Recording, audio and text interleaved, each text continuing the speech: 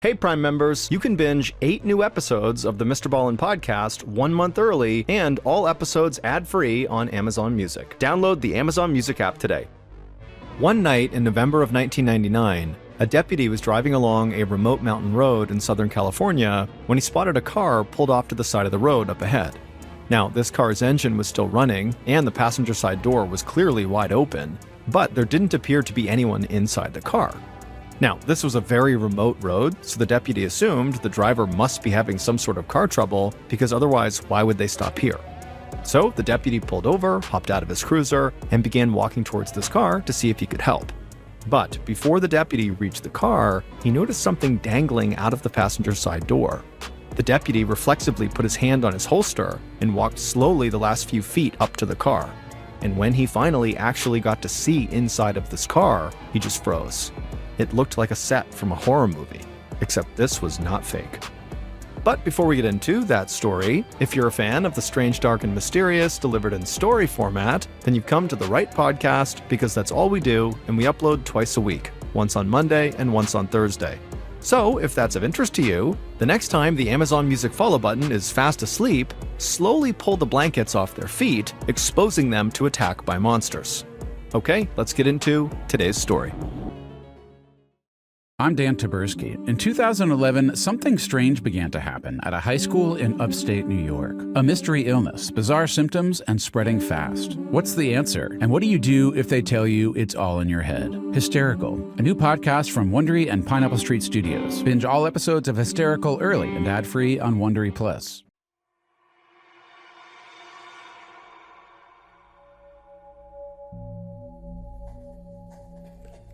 On the morning of November 19th, 1999, Carolyn Stahl had an extra bright smile on her face as she saw her patients at her eye clinic in Long Beach, California. Sure, it was another busy and hectic Friday, but it was also Carolyn's 44th birthday, and her husband Ken was going to take her out to dinner the next night to celebrate. In many ways, Carolyn and Ken Stahl were a classic Orange County power couple. She was an optometrist, and he was an anesthesiologist at a nearby hospital. They lived in a condo in a gated community, and Carolyn's interior design talents had made their home the envy of all their friends. And with no children at home, Carolyn and Ken liked to spend their money on things like expensive clothes, travel, and extravagant hobbies, like Ken's antique sword collection. But even with all that wealth, Carolyn had always remained down to earth. She was sweet to her friends, and she remembered their birthdays and other special occasions with cards and gifts. She talked to her mother back in her native Michigan at least twice a week, and she was planning a trip back home for the holidays to see her. And Carolyn took special care of Ken and always made sure he had whatever he needed. Carolyn even picked out the seeds from Ken's watermelon because she knew he couldn't stand them. Carolyn remained in a great mood that day as she gave eye exams to one patient after another. And it was the first time in a while she'd felt like everything was going well in her life, because she and her 57-year-old husband, Ken, had been through a lot that year. Ken had been having heart problems, and a few months earlier, he had undergone an 8-hour operation to restore proper blood flow. The surgery had left Ken feeling weak and depleted for months in a way Carolyn had never seen before. Carolyn knew that bad hearts ran in Ken's family. His father had died from a heart attack, so she really didn't take her time with her husband for granted. And recently, Ken had finally started feeling much better, and he told Carolyn how excited he was to go out with her for her birthday. And so Carolyn was so excited. Ken planned to take them to a Mexican restaurant in the pretty town of San Juan Capistrano, and then after dinner, they'd go on a romantic stroll near the historic Spanish mission in the area, and Carolyn thought this was a perfect way to celebrate her birthday, and to celebrate a new start for the couple. The following day, Saturday, November 20th, Ken was busy getting ready for his and Carolyn's big night out, and he really wanted everything to go perfectly. If Carolyn was sweet and sociable, Ken was intense and ambitious. He always felt like he was following in his father's footsteps and not quite measuring up. Ken was the only son of a prominent anesthesiologist who had once owned a hospital and made the news all the time. By comparison, Ken had only managed to get himself appointed to an obscure medical board, and he never seemed to fly quite as high as his father. Ken was really close to his mother, but he suspected that even she thought his career was less impressive than his father's had been. Ken also had this growing sense that he was running out of time. He worked out like a maniac to stay fit, and routinely went on 25-mile hikes and day-long bike rides. He was naturally athletic and had gone to college on a football scholarship, but Ken knew he had very likely inherited his father's heart problems, and so he was unlikely to live to a ripe old age. But this really only served to make Ken more driven to succeed in the time that he had. But on that particular Saturday, as Ken got ready, he actually found himself feeling quite relaxed. And when Carolyn walked into the room he was in, wearing a pretty red dress and seemingly all the gold and diamonds she owned, Ken just stared and smiled. Ken finished getting ready, then took his wife's hand, and they walked outside together. They got into Ken's car, pulled out of their gated community, and set off on the 25-mile drive to San Juan Capistrano for their big birthday dinner date. At 10 p.m. that night, Deputy Tony Castillo of the Orange County Sheriff's Department was in his cruiser, out on his usual rounds. Deputy Castillo eased off the gas when he noticed a silver Dodge Stratus car pulled over in the breakdown lane on a rural highway outside of San Juan Capistrano. It was pitch black and there wasn't much traffic. Castillo figured there wasn't a reason for anyone to stop right there unless they were having car trouble, so he decided he would walk over and see if they needed any help. Castillo pulled his cruiser in behind the car. He could see that the car's engine was still running and the high beam lights were on, and the passenger side door was wide open. Just ahead of the car on the side of the road, Castillo saw a pole with an emergency phone box attached to it. He thought maybe the passenger in this car had jumped out of the car after it pulled over to go use that call box to call for help, because maybe their car had broken down.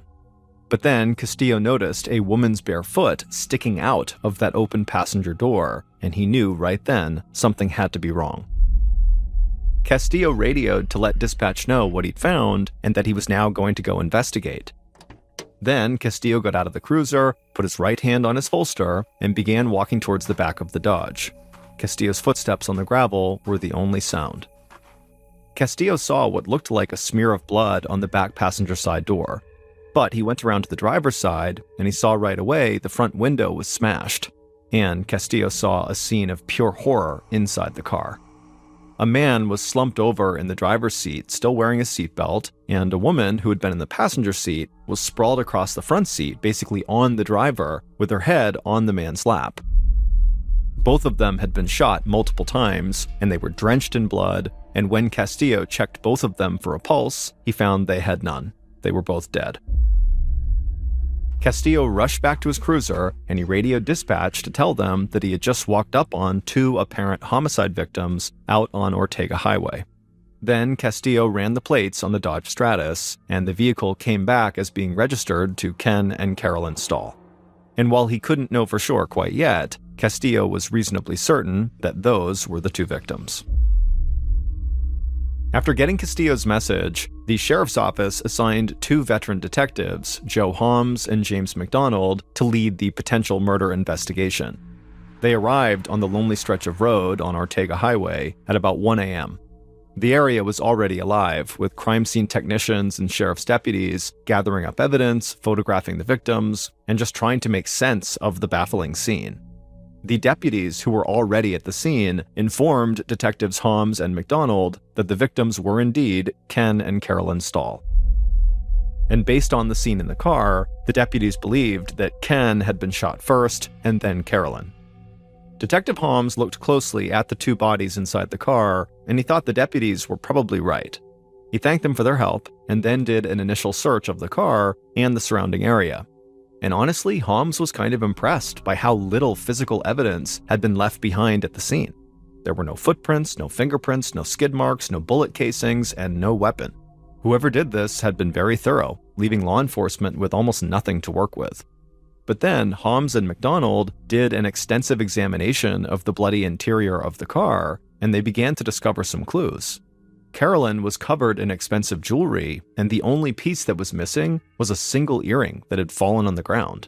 Likewise, Ken had plenty of cash and credit cards in his wallet, but nothing of value had been taken, so this didn't look like a robbery. The 2 detectives saw that both victims had been shot multiple times from outside the car.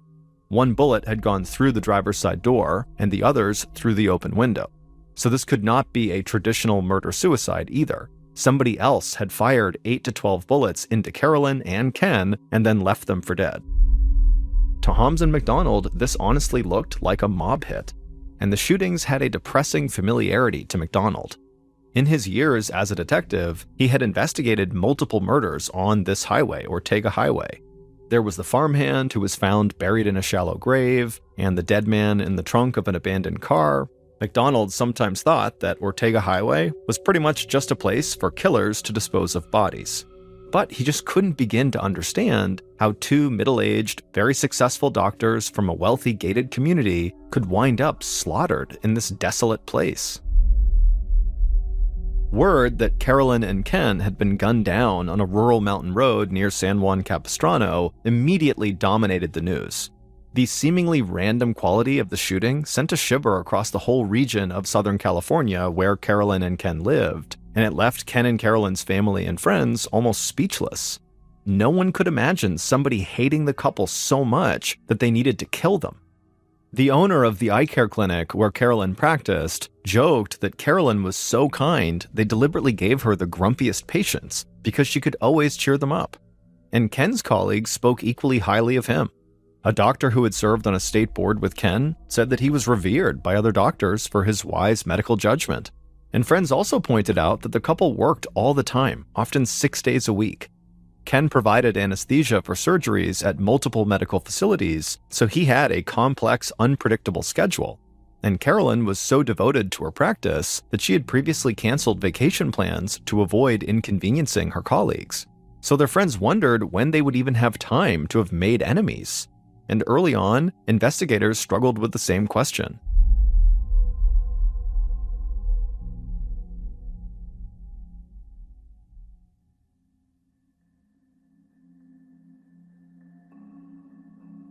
On December 4th, so 2 weeks after the murders, hundreds of mourners crowded into St. Andrew's Presbyterian Church in Huntington Beach, California.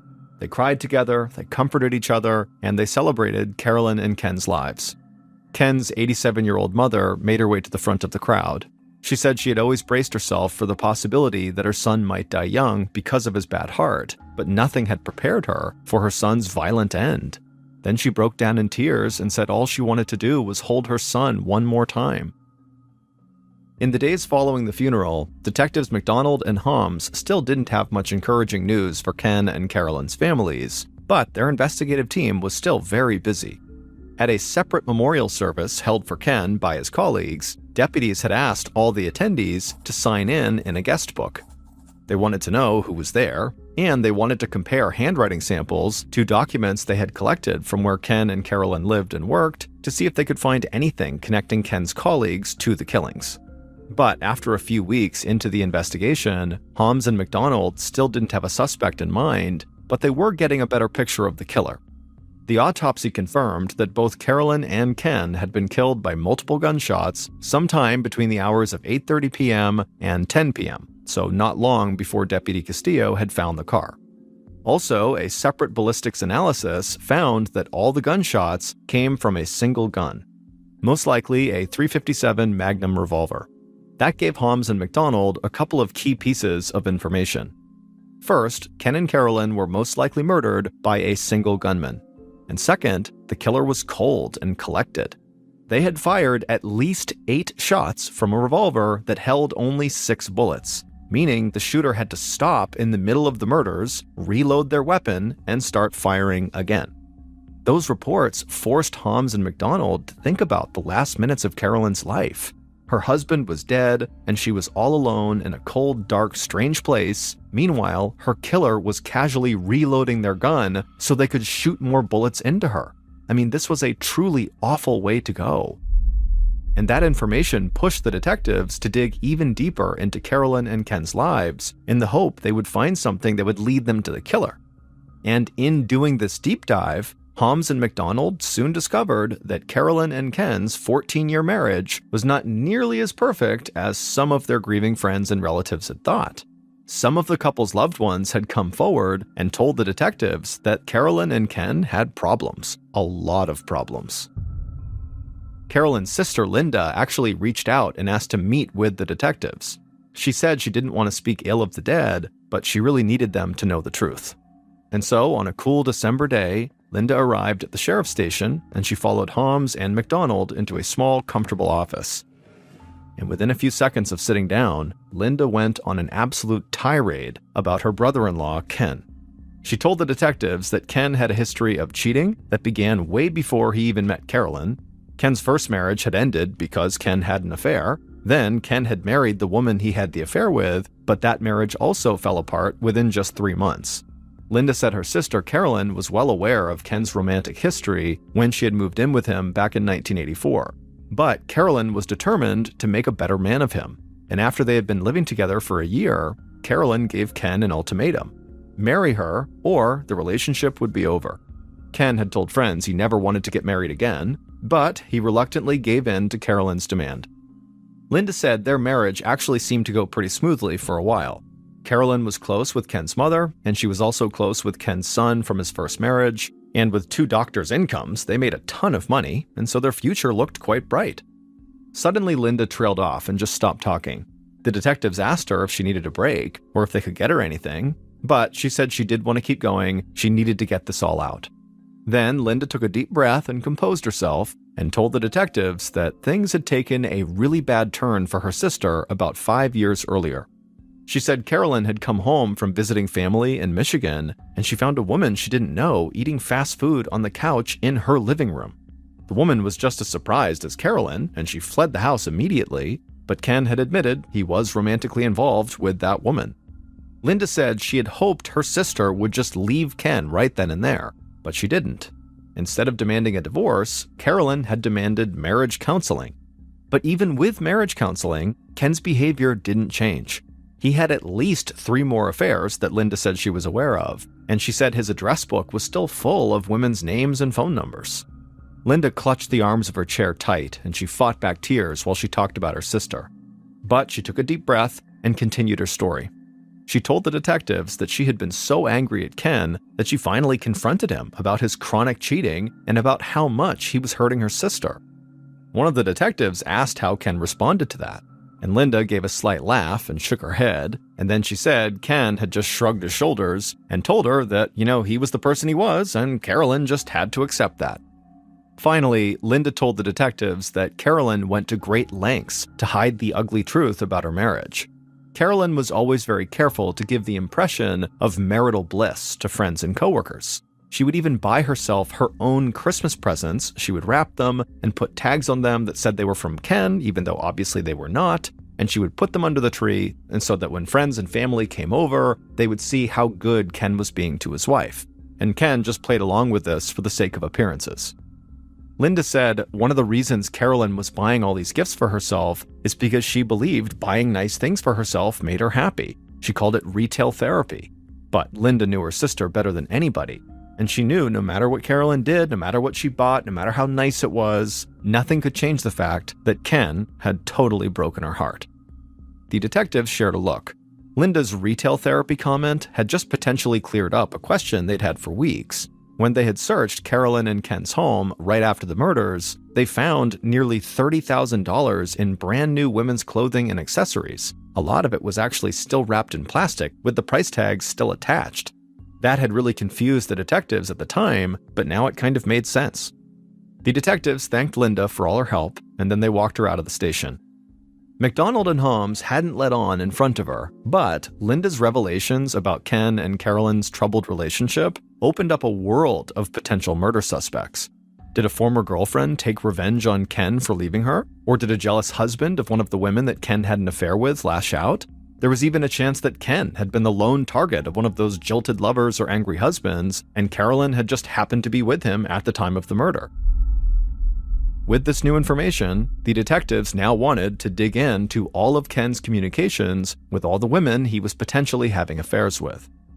Like most doctors in the 1990s, Ken carried a pager, which is a small electronic device that buzzes and gives a phone number to call when somebody needs you.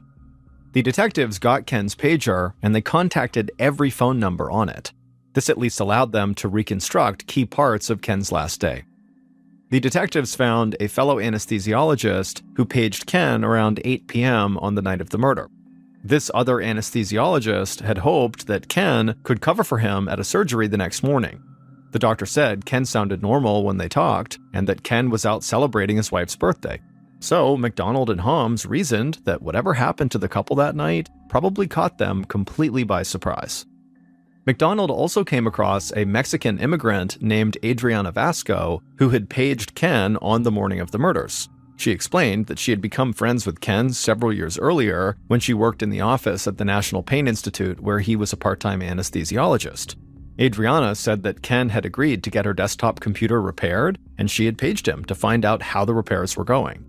McDonald was immediately suspicious of this. He couldn't understand why a busy doctor would be volunteering to repair computers on the side. The detective asked Adriana flat out if she was having an affair with Ken, but she denied it. Adriana insisted that Ken was just a very generous guy. He had helped her out financially numerous times over the years. The call with Adriana lasted only 5 minutes, but McDonald came away from it with the distinct sense that he had just been lied to. But he had no evidence to back up his gut feeling, so he let it drop, at least for the moment. Over the coming days, McDonald and Holmes repeatedly asked Ken's family and friends what they knew about Adriana Vasco. The detectives got nothing but blank stares. None of the friends or family had ever heard of her. Then, in late December, a woman contacted the detectives and admitted right at the start that she'd had an affair with Ken in the mid-1990s. And when she heard about the murders, she'd recalled a conversation she'd had with Ken back then. She said Ken had complained that he was being blackmailed by someone close to him and that he was not in control of his own life. The woman's story was chilling, and blackmail was not out of the realm of possibility. After all, Ken had had multiple affairs, and most people assumed he was rich because he was a doctor. But the detectives had also discovered that Ken's health issues had caused him to miss months of work in the past. That had led to some financial strain and had forced Ken and Carolyn to move out of their $700,000 home into the comfortable but much more modest condo where they had lived at the time of their deaths. The detectives also knew Carolyn had spent at least $30,000 on clothes and jewelry for herself. So now Holmes and McDonald wondered if the murders simply came down to money. Maybe Ken couldn't pay someone who was blackmailing him, so they killed him and his wife. But as 1999 came to an end, the detectives still had no major suspects. They had followed a bunch of different leads, but so far, nothing had paid off. However, both detectives had a strong feeling that cracking this case would begin with one of the women Ken had an affair with, and they thought that woman could be Adriana Vasco. Both detectives were confident she knew a lot more than she had told them, so it was time to have another conversation.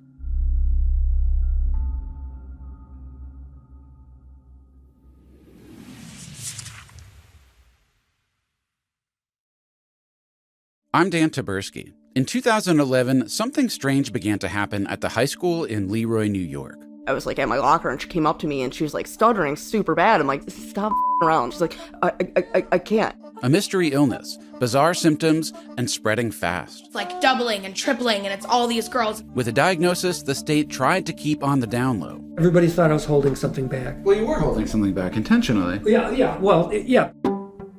No, it's hysteria. It's all in your head. It's not physical. Oh my gosh, you're exaggerating. Is this the largest mass hysteria since the witches of Salem? Or is it something else entirely? Something's wrong here. Something's not right. Leroy was the new Dateline, and everyone was trying to solve the murder. A new limited series from Wondery and Pineapple Street Studios. Hysterical. Follow Hysterical on the Wondery app or wherever you get your podcasts. You can binge all episodes of Hysterical early and ad-free right now by joining Wondery Plus. Hey all you fans of the strange, dark, and mysterious, it's me, MrBallen, and today I have some big news. It's something I'm holding in my hands right now, and so obviously you can't see it, but this is something you're really gonna want to see. It's the first ever official MrBallen publication. It's a graphic novel, and it's called MrBallen Presents Strange, Dark, and Mysterious, The Graphic Stories. It's an anthology of both classic and brand new terrifying stories that we've never covered on any of my other platforms, because we created them specifically for this first book. Each of these stories in the book are feature-length MrBallen stories that really needed to be told visually. And the artwork in this book is, I'm looking at it, and it's just absolutely stunning. So the book is not actually coming out until my birthday this year, October 1st, but you can pre-order it right now at book.ballenstudios.com. Again, that's book.ballenstudios.com.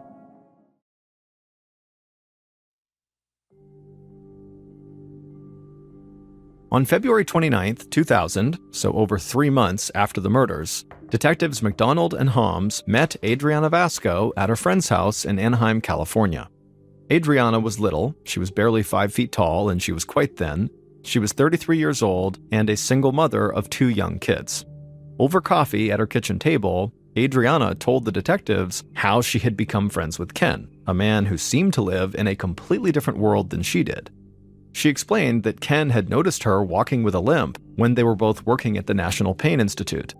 Ken had offered to inject pain medication into her back to correct the limp, but he told her it would be an ongoing procedure.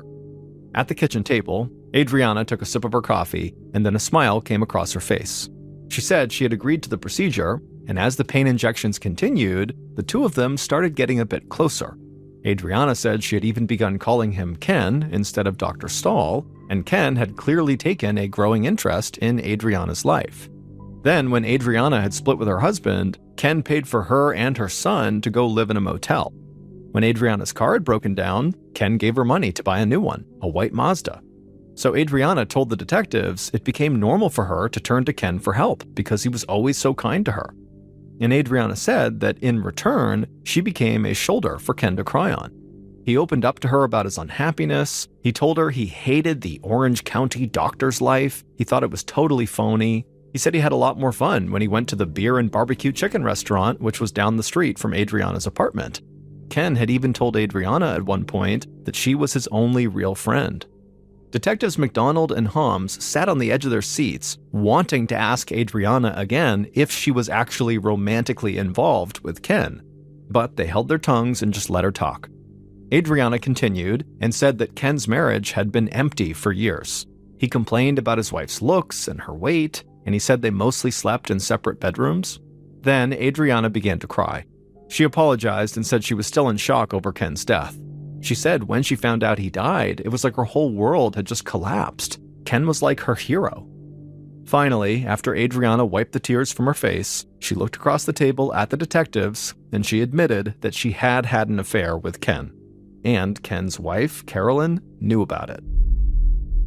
She told the detectives that about 3.5 years earlier, she had received a phone call from Ken, but the moment she answered, Ken quickly handed the phone off to his wife, Carolyn, and Carolyn's message to Adriana was blunt: "Stay away from my husband."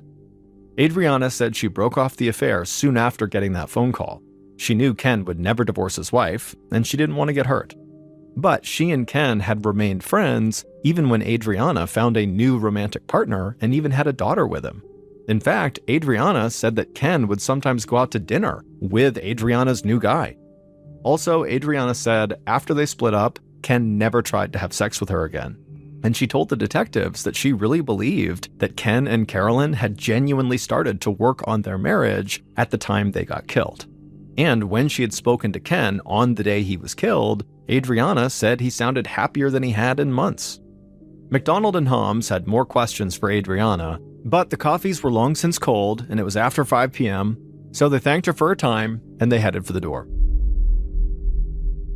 By the summer of 2000, the sensational double murder that had once gotten so much media attention was increasingly in danger of going cold. McDonald and Holmes had come away from their interview with Adriana convinced that her grief over Ken's death was actually sincere. She was probably lying about the length of their affair, but the detectives couldn't see why Adriana would want Ken dead. He had been a ready source of money and support to her for years. So the hope that one of Ken's lovers would lead them to the truth about the murders began to fade, and the detectives hadn't found any evidence that Ken had been blackmailed by anybody. Holmes and McDonald continued to pursue every possible lead, and they re-interviewed anyone who seemed to be remotely connected to the case, but their investigation stalled. In the fall of 2000, about 10 months after the murders, McDonald and Holmes were reassigned to another unit, and 2 new detectives, Brian Heaney and Phil Villalobos, took over Carolyn and Ken's murder case. Initially, the 2 new detectives felt totally overwhelmed. Villalobos had only been a homicide detective for 2 weeks, and Heaney's experience was mostly just in narcotics. But as they began to dig through the huge case file, they realized that their predecessors, McDonald and Holmes, were likely overwhelmed too. But something caught Detective Villalobos' eye as he reviewed Ken's cell phone records from the day of his death. Ken had called the same number 4 times, and the calls were to the same person who had paged Ken on the morning of the murders, Adriana Vasco.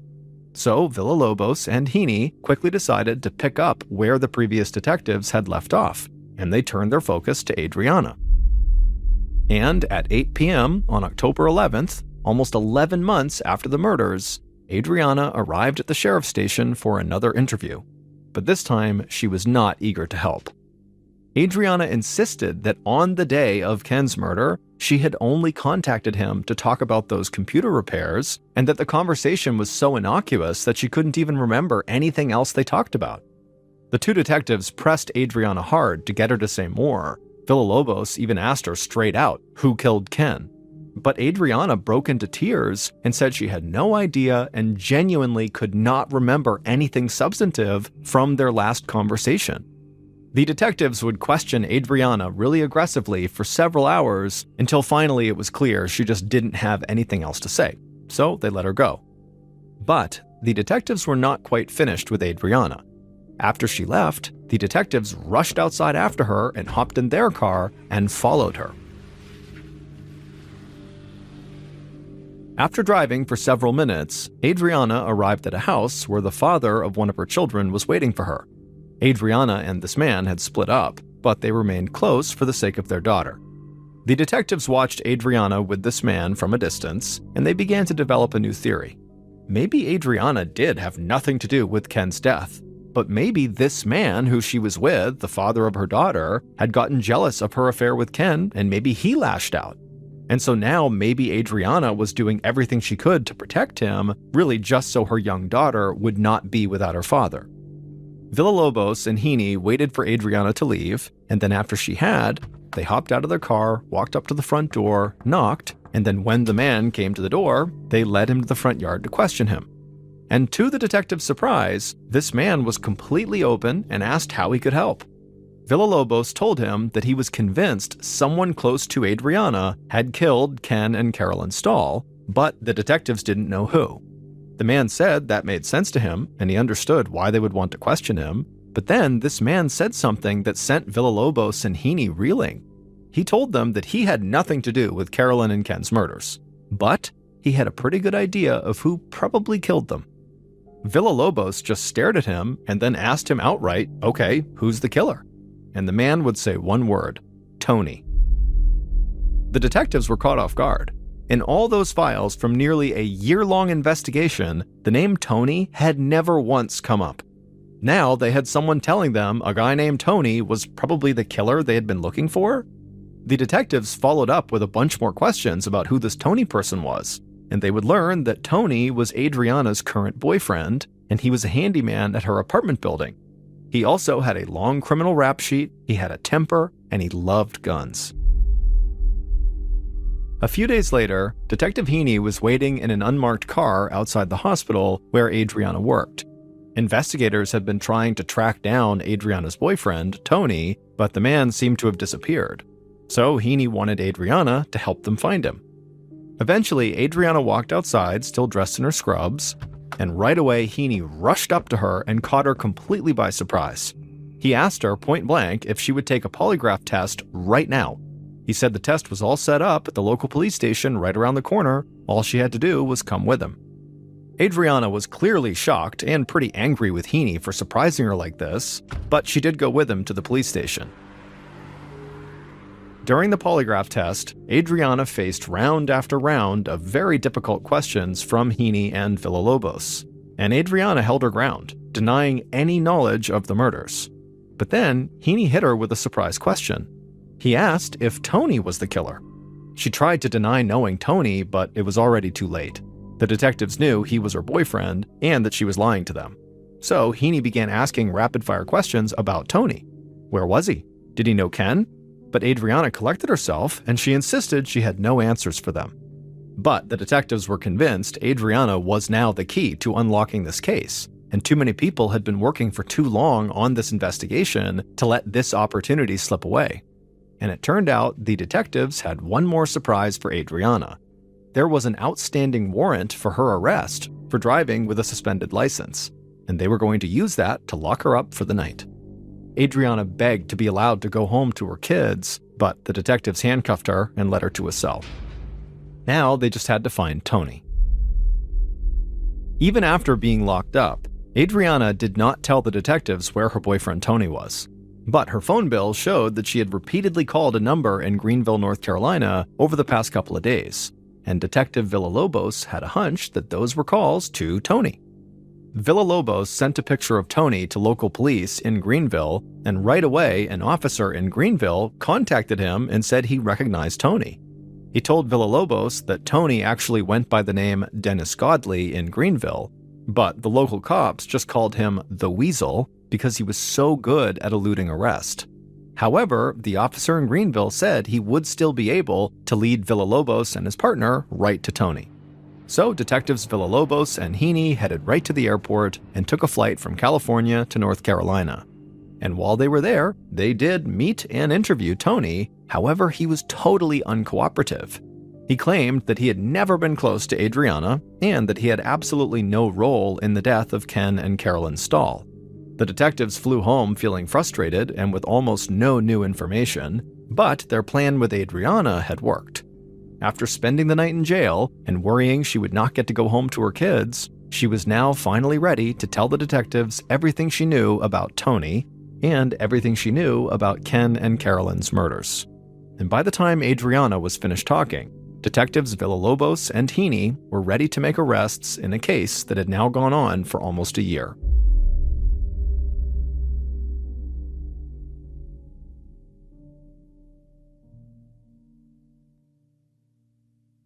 Based on Adriana's jail cell interview and evidence collected by both teams of detectives throughout the investigation, here is a reconstruction of what police believe happened to Carolyn and Ken Stahl out on Ortega Highway on November 20th, 1999.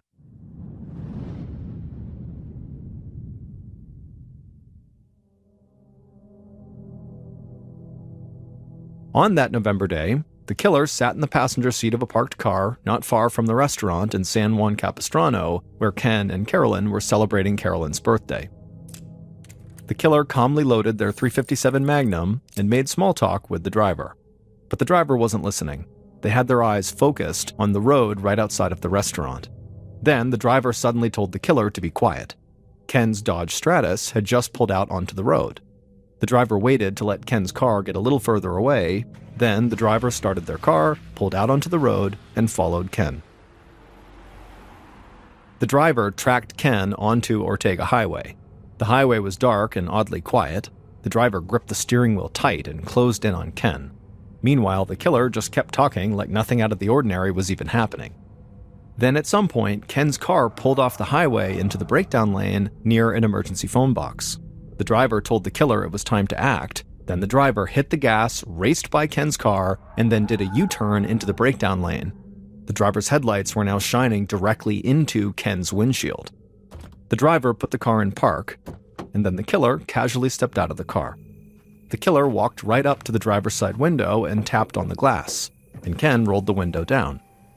Ken was about to say something when the killer casually raised the .357 Magnum and fired. The bullet hit Ken behind the left ear and exited through his right eye. Carolyn began to scream from the passenger seat and tried to undo her seatbelt, but she was in shock and her hands were shaking and so she couldn't get free. The killer then fired another shot into Ken, and this time the bullet shredded his aorta, the body's main artery, and so blood sprayed all over the car and Ken slumped over, dead. Carolyn finally got her seatbelt off, but by this point, the killer stuck his gun through the open driver's side window and fired multiple shots point blank at Carolyn, hitting Carolyn in the chest. Carolyn screamed again and blood began to pour down her shirt, but she was still alive. So the killer aimed the gun at her and fired again, but they were out of bullets. So as Carolyn is sitting there slowly dying and screaming and looking at her dead husband, the killer walked back to the other car. They opened up the passenger side door, shouted something at the driver, and then grabbed extra ammunition from a bag on the floor. Then the killer calmly reloaded their gun and then turned back and began walking towards Ken's car again. By this point, the killer saw the passenger side door of the Dodge Stratus was now open. Carolyn tumbled out of the car and one of her earrings fell to the ground. She was covered in blood and struggling to breathe, but she managed to brace herself against the back door of the car and stay on her feet. Carolyn looked around for any kind of escape route, but then she heard something behind her. She turned and saw the killer walking towards her with their gun raised. There was nowhere to go. In a last, desperate attempt to save herself, Carolyn dove back inside the car head first. One of her red shoes fell off as she struggled to pull herself across the front seat of the car over the body of her dead husband. She was trying to get to the driver's side so that maybe she could speed away and save herself. But the killer just walked to the open passenger door, aimed their gun at the back of Carolyn's head, and fired off 2 more shots. Carolyn fell over dead in Ken's lap. The killer leaned in to make sure both Ken and Carolyn were dead. Then they did a thorough sweep of the car and the road around it to make sure they picked up any stray evidence, like bullet casings. Finally, when the killer was satisfied, they walked back to the white Mazda that was still parked with its lights shining directly into Ken's car. Then the killer got back into the Mazda and looked over at the driver. And the driver was shaking and horrified. The killer told the driver to calm down and just get out of here. But the driver shouted at the killer that they were not supposed to kill Ken. The driver said she loved Ken, and Ken was actually the one who had paid them to murder his wife. It would turn out Adriana was the driver, and her boyfriend, Tony, had indeed pulled the trigger and killed Carolyn and Ken. But Ken had actually been the one who set the entire thing in motion. It turned out Ken had wanted his wife dead for a long time. He wanted to be free to have relationships with lots of women without any repercussions and just to live his life however he wanted. But Ken felt like he was reliant on Carolyn. She took care of him and she made a lot of money, so if his health issues kept him from working again, he would still be able to live well because of Carolyn. Ken went so far as to tell some people that Carolyn had control of his life, and it was like he was being blackmailed just to stay in the marriage, even though that was just not true. But finally, Ken told Adriana that he had just had enough, and he asked her to help him murder his wife. Adriana said her boyfriend Tony would be perfect for the job. He was good with guns and calm in any situation. So Ken paid Adriana and Tony $30,000 to carry out a hit on Carolyn. And Ken and Adriana hammered out all of the details, including the exact location on Ortega Highway where Ken would pull over and the murder would go down. On the day of the murder, Ken had contacted Adriana multiple times to let her know when he and Carolyn were heading to the restaurant, and then when they arrived, and then also when they were leaving. And Adriana and Tony had been waiting nearby to follow him to the spot they'd agreed on. But when it came time to actually do the job, Tony took things into his own hands. He didn't trust Ken, and he didn't want the middle-aged doctor around to pin the whole thing on him. So Tony decided to just kill Ken too. Carolyn was truly just an innocent victim. Her husband had plotted against her and had even tried to paint her as some kind of blackmailing monster. But Carolyn's friends and family knew that despite all of Ken's cheating, Carolyn still loved him, and she still believed they could repair their marriage. But Ken had no intention of doing that. At trial, Adriana insisted that she tried to talk Ken out of going through with the shooting, and that she ultimately only went along with it because she was afraid of Tony. But ultimately, a jury would convict her of masterminding the entire murder plot and sentenced her to life in prison without parole. As for Tony, he would ultimately plead guilty to the murders in exchange for a life sentence instead of the death penalty. And Tony would insist to the very end that Adriana was the one who shot Carolyn, not him.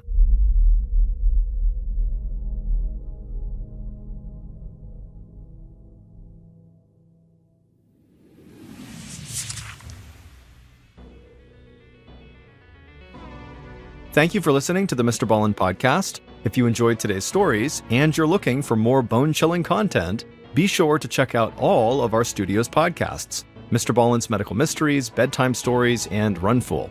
Just search for Ballen Studios wherever you get your podcasts and you'll find them all. Also, there are hundreds more stories like the ones you heard today, but in video format on our YouTube channel, which is just called MrBallen. So that's going to do it. I really appreciate your support. Until next time, see ya.